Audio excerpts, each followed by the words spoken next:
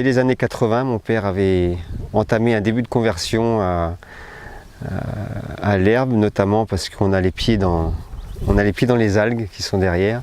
On savait que le facteur qui pouvait être limitant dans le développement des algues vertes, c'était l'azote.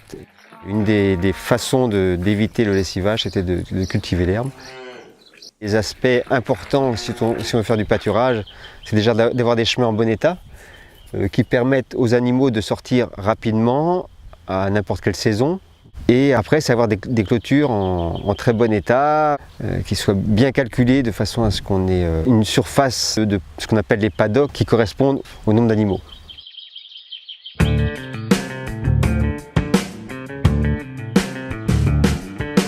Âgés de 50 ans, nous avons entamé une réflexion sur le devenir de l'exploitation. Et nous, c'est là qu'on a décidé qu'on voulait la transmettre, mais pour ce faire, il fallait se donner les moyens. Et c'est là, en somme, qu'on a poussé la réflexion en se disant on va aller vers un système herbagé, mais est-ce qu'on a suffisamment de parcellaire accessible? Et il s'avère qu'on n'avait pas le parcellaire accessible, mais on avait un potentiel. On a donc créé 2,5 km de chemin.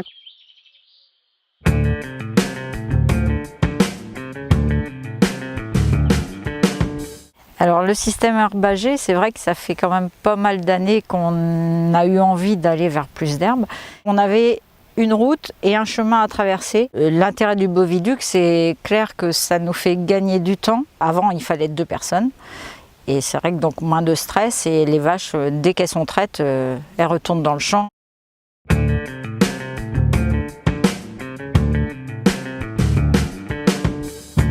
Depuis plusieurs années, on se posait problèmes environnementaux et donc on avait choisi entre tous les associés d'augmenter la part d'herbe.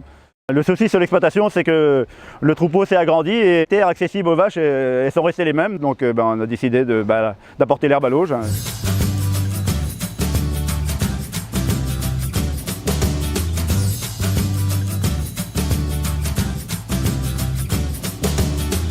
On va dépenser dans l'achat des graines pour faire pousser les lumineuses, mais après on économise sur l'azote. Et aujourd'hui, on n'a plus non plus d'achat, plus de pesticides, plus d'engrais. L'herbe récoltée en verre sera toujours plus riche même qu'un ensilage d'herbe. Voilà, donc au niveau de l'autonomie alimentaire, c'est toujours un plus.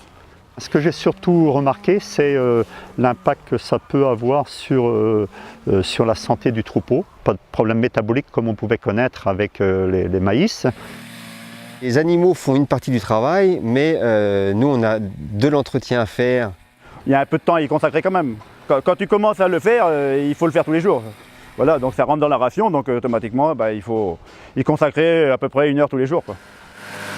Face à une demande croissante des besoins de récolte d'herbe pour la CUMOD, pour les adhérents, donc on a démarré en 2012 avec une autochargeuse.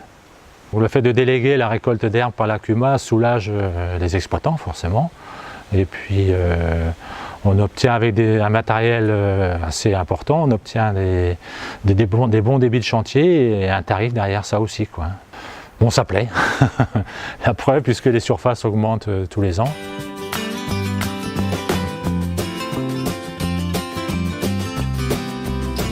Au niveau économique, les résultats comptables de cette année prouvent que je pense qu'on a fait un choix qui était opportun, je pense. Ouais. La marge brute, en somme, de l'atelier lait qui a progressé très rapidement. Personnellement, c'est quelque chose qui me stimule tout le temps.